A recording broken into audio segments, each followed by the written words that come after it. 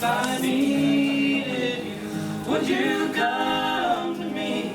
Would you come to me for to ease my pain? If you needed me, I would come to you. I would swim the sea for to ease your pain. Well, the night's fall, and the morning's born, and the morning's born with the lights of love. And you'll miss sunrise if you close your eyes, and that would break my heart in two. If I needed you, would you come to me? Would you come to me for to ease my pain?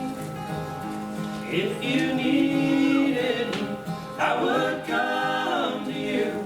I would swim the sea for to ease your pain.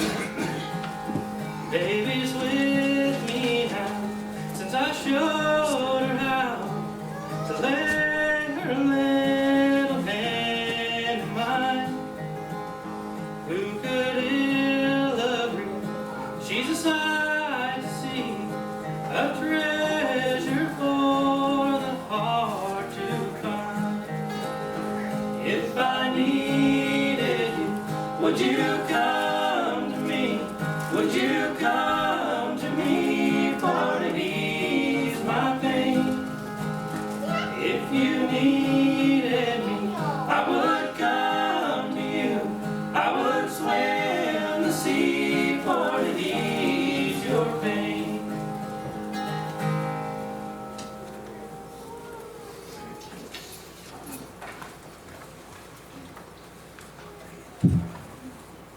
Tobias Toby David Fletcher was born June 9, 1980 in Clarksville, Tennessee, and passed away September 2nd, 2021 in Houston, Missouri. He was 41 years, 2 months, and 24 days of age. Toby grew up a military kid and spent his childhood in many different places around the world. He moved to Plato, Missouri in the 8th grade and graduated from Plato High School in 1998. After graduating, Toby worked for Dave Eck at Intercounty Excavation as a fiber optic technician for several years. Dave was his mentor and was like a father to Toby. In the last few years, Toby worked for Creek Enterprises, also in the field of fiber optics. He married Stacy on April 26, 2007. Together they were raising 5 children: Jordan, Bailey, Noah, Gendry, and JC. Toby's hobbies included beekeeping, flower gardening, being a professional project starter, breaking fishing equipment, and scaring away any deer that may be close with his snacks and fancy vanilla coffee. He loved shopping and was great at picking out gifts for people, especially Christmas gifts. He was a hard-working man with a rugged exterior, but would spend hours in Bath & Body Works and, as a result, had the softest hands. Toby also enjoyed cooking meals with his family, grilling, and listening to all kinds of music. He was an avid reader. He also loved watching movies and had several favorite television series that he watched with Stacy or the kids. Toby was absolutely thrilled when people told him he looked like Aquaman. Toby was recently elected to the Plato School Board and was also an active member of the Plato Christian Church. He was saved on July 9, 2017, and was able to be baptized with his son Noah. He was also able to baptize his daughter Gendry on June 27, 2021, and was extremely proud to have that honor. More than anything, Toby believed his life's highest and most wonderful achievement was being a father and a husband. Toby loved unconditionally and without judgment. Toby was preceded in death by his sister-in-law, Rosanna Hathaway, and his father-in-law, Jim Hathaway.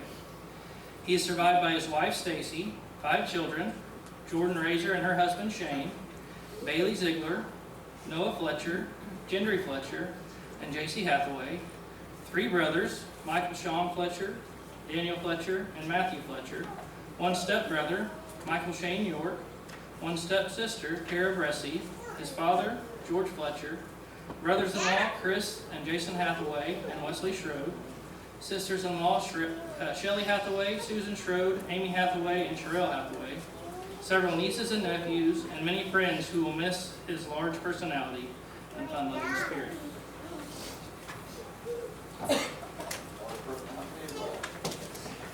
You know, in trying to think on what to say or how to address somebody like Toby, I ended up settling on a story from my own experience with Toby, one of many. Some of you guys actually might remember, but I remember the first time that I went to work with Toby.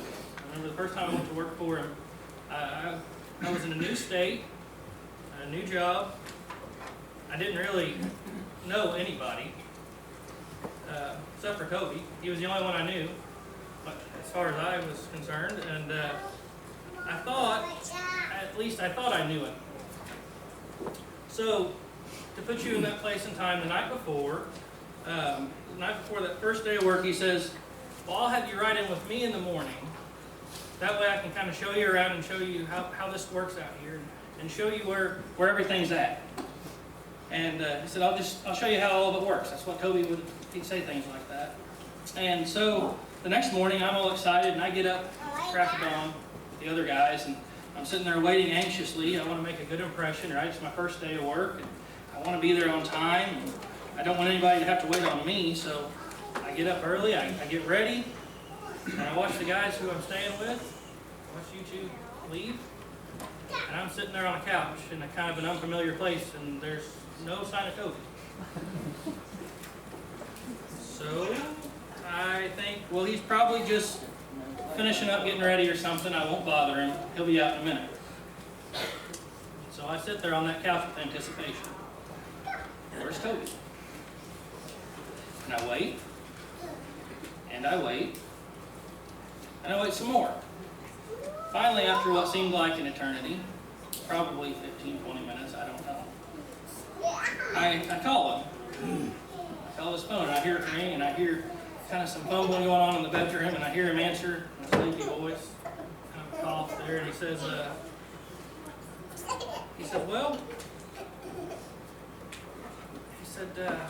why are you calling me? So I thought maybe I'd messed up and I'm supposed to go with the other guys, but he's like, why are you calling me? And he says, oh yeah, I forgot to tell you, I kind of get a late start. And he said, I'm not really a morning person, I'm not an early riser. I kind of get a late start. And he said, but since you called me and since I'm up, I'll be out in a minute. I said, okay, we're going to get going.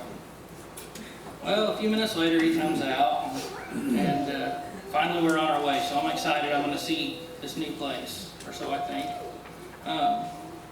But nervous and excited, I was sitting there, and in just a few minutes, we're going to be at this new job, and I'm going to see what I'm going to be doing.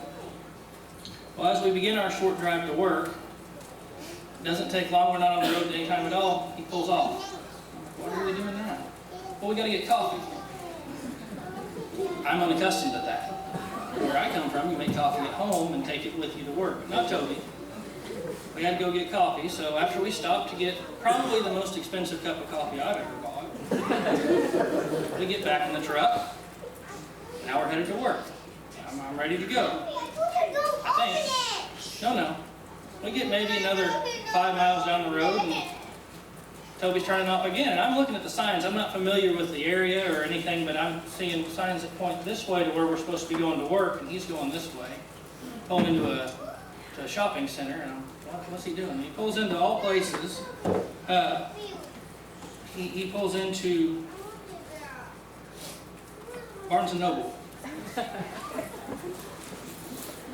And I remember thinking at that moment in time, I thought I knew Toby. I remember thinking, who is this guy? Who is this guy? He's not the kind of guy to walk into Barnes & Noble, but he did. And he took me with him. It really surprised me to see that. Now undoubtedly heard the phrase or people say that someone was one of a kind. Or someone was, you might hear them say that God broke the mold with that one, right? I've never known anyone outside of Toby that fit any better. I think it fits him probably the best of anybody I've ever known. He truly was one of a kind. And he was a lot of things to a lot of different people. He was a husband, father, brother, uncle, friend. He touched so many lives with that bright smile he had and that friendly disposition that only Toby carried. But of all the things that Toby was, I know that he was most proud of being of his family, of being a big family man. That was what he was most proud of. And he wanted to do his very best for them in everything that he did. And he wanted to do his very best in everything he did in life. A big part of that was Toby made a choice to know Jesus, and that was a big thing. It was a big thing to him. Stacy and I were talking about it today. If you'd have known him 15 years ago, you'd have said, that guy, he'll never walk into a church.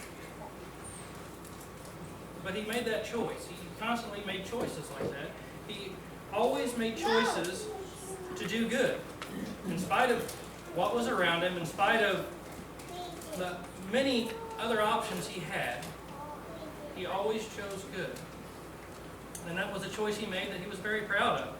And he took it very seriously, just as he did everything that he was invested in.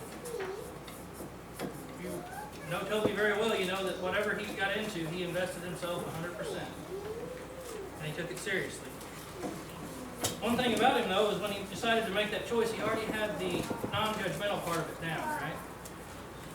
He didn't see people like a lot of us see him. He didn't make presuppositions or didn't judge people by what they looked like. He always found a way to find something good in everybody. And I don't know anybody that encapsulates that idea, that part of Christianity more. He had a way of seeing good in, or seeing potential in, everybody.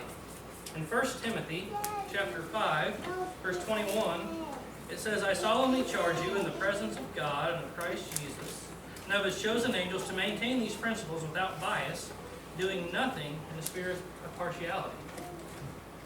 Toby got that. He lived that. He did nothing out of a spirit of partiality. He did everything without bias. He chose to see the good in people and to do good in his own life. He chose to show love and to show it unconditionally. So many people, including myself, looked up to him.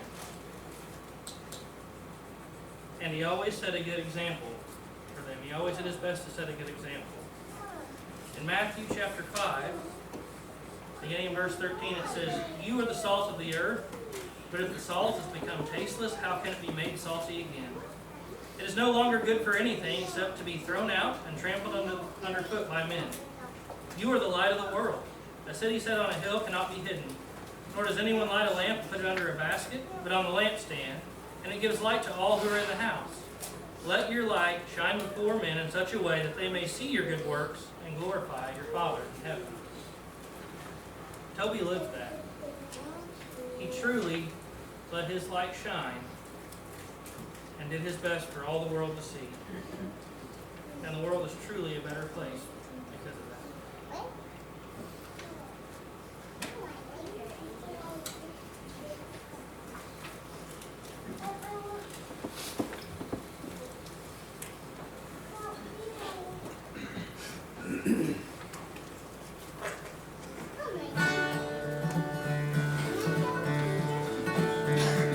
Sing the wondrous love of Jesus, sing his mercy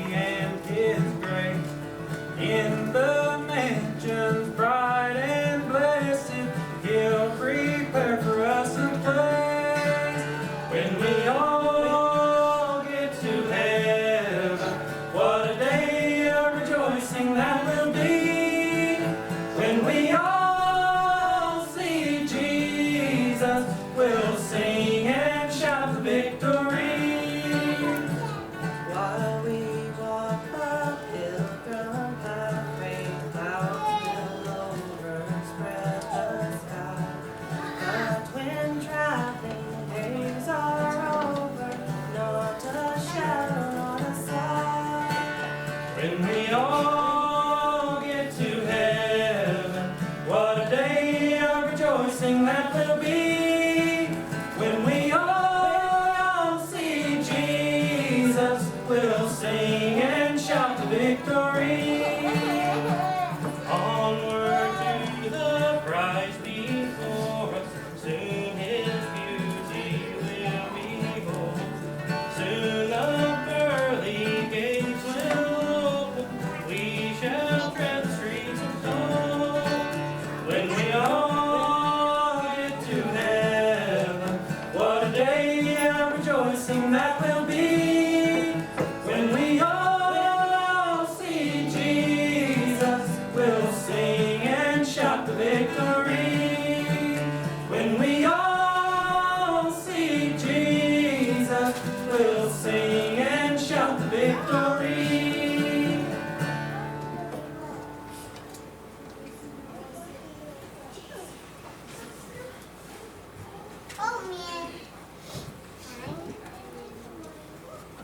All these songs up there, if I break loose in a minute, miss my place, I'll just sing one of these for you and we'll go on from there.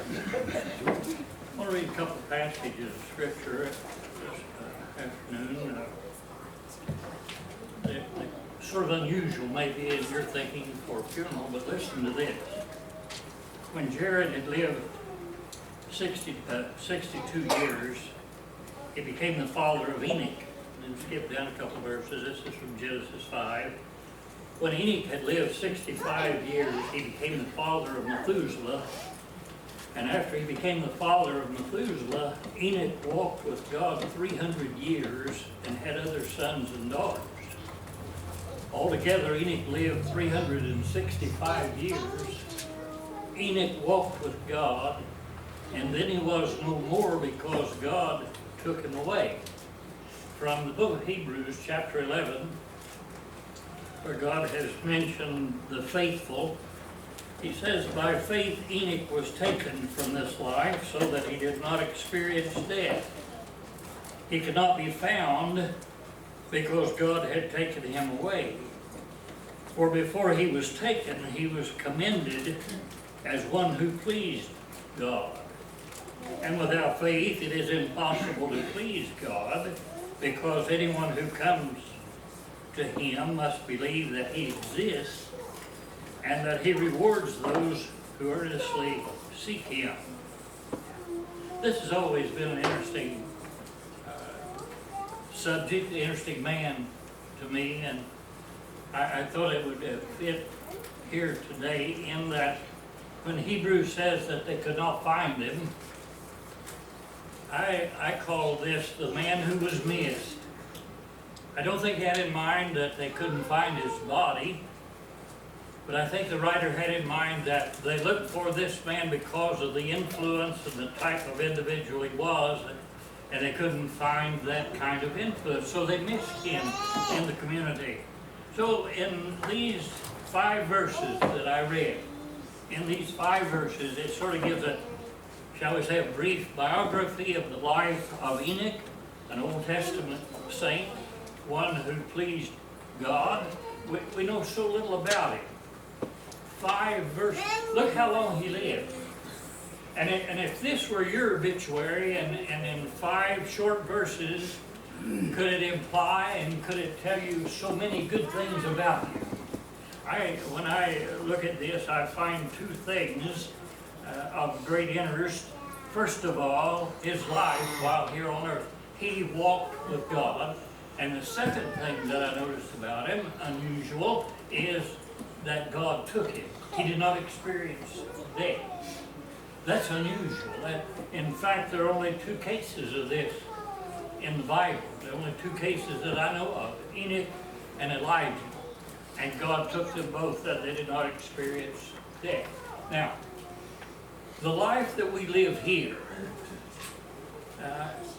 let me express it different. The Christian life is depicted in several ways in the Bible.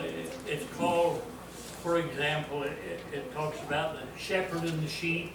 We're the sheep. The Christian life talks also about with regard to our life here and how we live. It talks about that we build either upon the solid rock, that there's a foundation, or we build on the sand. You know the importance of either of the two. It talks also about a vineyard, and that we're to produce fruit. We're fruit-bearing people. Paul speaks of it as a race. We're running a race, and we require endurance in order to win the crown. But here he talks of a man in an unusual way, in that he says that he walked with God. He walked with God. And the more I think about that, how really great that is, to say that a person walks with God. Don't you know that Enoch's life while here, that his neighbors saw him? They knew of his integrity, his honesty. They knew his manner of life. And it says that he walked with God. Others take notice of your life, and especially if you claim to be a child of God, they take notice of your profession and whether you're acting as God tells you to. But here's a man who walked with God, and people knew it. And God was pleased with him, just as God is pleased when you walk with him. Listen to this passage from the first Psalm. And it says, "Blessed is the man who does not walk in the counsel of the wicked." He doesn't listen to all the foolishness in life that doesn't have an end of good to it. And so he goes on to say, or he doesn't stand in the way of sinners or in the seat of the mockers. Now listen to this. But his delight, that is God's delight, his delight in Enoch and his delight in you, he said his delight is in the law of the Lord, and on his law he meditates day and night. That's the person that walks with God. They delight in what God says, and they put their life into a mold so that they please him. So you see, Toby did that. Enoch enjoyed a communion with God that we need, and we ought to be the same. He didn't walk in the counsel of sinners or in the way of sinners, but he tried to do what God wanted him to. He lived in a corrupt age, undoubtedly, as do we today. And the character and the conduct of Enoch was outstanding. He walked with God. He pleased God. His life rebuked the ungodly. He was the image that God wanted other people to follow. He lived that kind of life. We're talking about this Old Testament saint. His life was, you know, the book of Jude, another passage, and I think the only other one that mentions Enoch. It gives us the idea that he was somewhat of a prophet, and that he was busy trying to teach righteousness and trying to get other men to live as God wanted him to. That's our business today. As Christians, that's what we ought to do, is function in such a way that we try to lead other men in the way of God. This is Enoch we're talking about. How we need godly people today that will stand up for right and will walk with God and live such a life that they're an influence to try to bring others into the likeness of God. His life, here's what amazes me about this story. It said that he walked with God for 300 years. 365, but it mentions that after his child was born for 300 years. He wasn't one of those Sunday Christians, don't you see? He was one who was diligent in what he believed, and he didn't quit. He didn't get in sorts that he turned away from God just because someone didn't like the way he walked or the way he talked. He didn't quit, he didn't even deviate from the path. It said he walked with God for 300 years. How old are you? How long have you been a Christian? Has that always, since you became a Christian, have you walked with God all that time? 300 years this man walked with God, but he didn't walk alone. They say he walked with God. He had a companion. He looked, as did others that are mentioned in the Bible, he looked to something beyond this life, and it was so much better that he gave his all to try to win. Heavenly companion. His son Methuselah lived a long time, but here was a man that was faithful for 300 years. In a time of wickedness, you say, well, it was easier back. No, it was a corrupt time. It isn't far from this date that God destroyed because of his wickedness. So he lived a righteous life in the midst of all this. Now, we're talking about his walk here, his life, his manner of life. That's what it's all about. And this is how he lived. Upright, honest, believed in God, wanted others to see that, and that's how he lived. But the part that's so inspiring here, as I look at it, is the glorious end of it all. Genesis chapter 5, it gives a list of the descendants of Adam, and it will say he lived so many years and he died. But when you come down to the name Enoch, it doesn't say, and he died. Rather, it says, he was not, for God took him. And the Hebrew letter points out that when he says he was not found, God had taken him away. When he finished the life that God gave him to live, then God took him. Oh, that's so assuring. Such a guarantee that those who live for God, when God takes them, they're going to be with him. Does that mean anything to you? It did to Enoch, and it does to you also. So he was not, for God took him. Among the countless millions upon millions and millions of people that are meeting, he was one of only two, as I said a while ago, that didn't die. What an outstanding life, and what an ending to life. That he was not buried in the ground. God took him. And his influence, his life, his influence made a difference. And that's why I suggest to you that when it says in Hebrews he was not found, he did not experience death, God took him. And I think they looked for the righteous life. They looked for someone that was an ideal, someone that could be a model. And they couldn't find him. You know something? No one else can take his place. Every person is an individual. And no one can take your place when you're gone. And so it is with Toby. No one can take his place. As I suggested, I like to think that Enoch, because of his life, outstanding character, he was missed. He was missed in the community. People needed that kind of guidance and influence and lifestyle. And they'd like to find it in us today. And so Toby will be missed by the church, by the community, friends, family. But think about it a minute. It'll not be long till we'll be in the same place. We will pass away.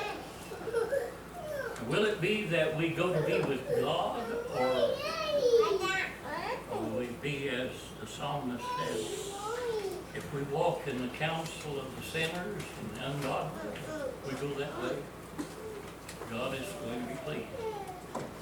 It's either walk with God and enjoy all of the good things, or else. So here, then, to walk in such a manner so as to please God, you'll inherit the promises. That's what we want for you. So today, keep this man in your thoughts. Enoch walked with God and he was missed. Toby did the same. To be missed. He wasn't taken up, his body is here, but he went to be with God. And that's what the Apostle Paul explains to us several times over. That to be absent from the body is what? To be present with the Lord.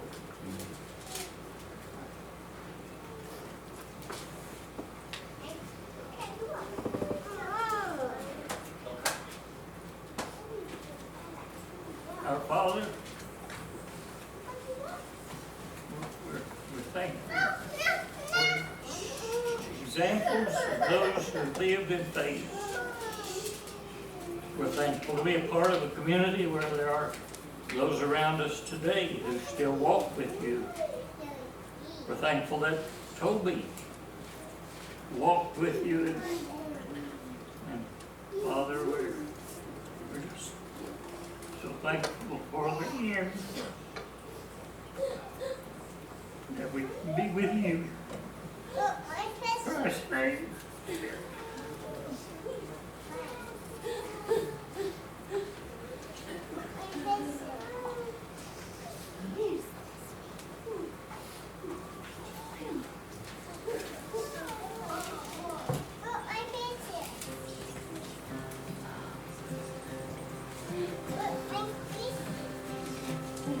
I guess we don't quite understand down here what makes him do the things he does.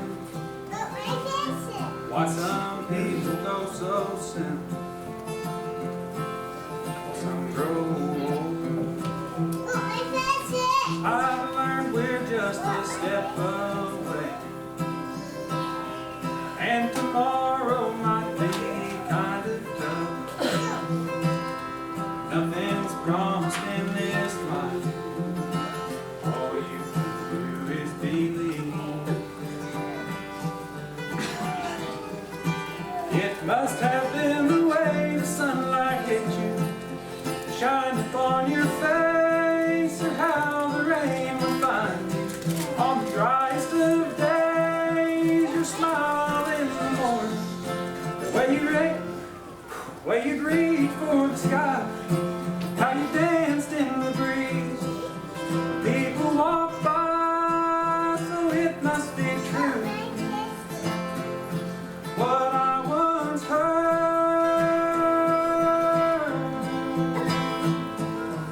God picks his favorite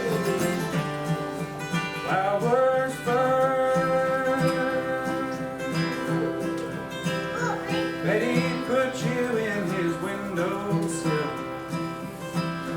looking out over this big old world.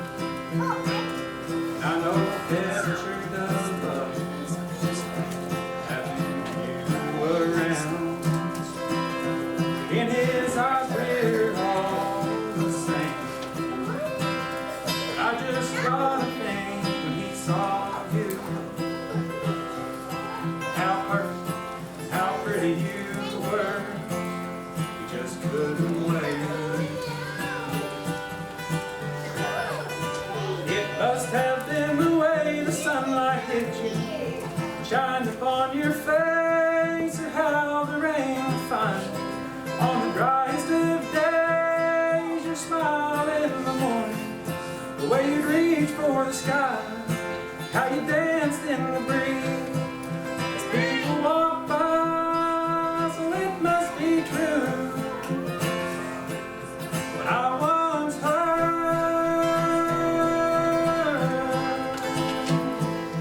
God picks his favorite flowers first. God picks his favorite flowers first.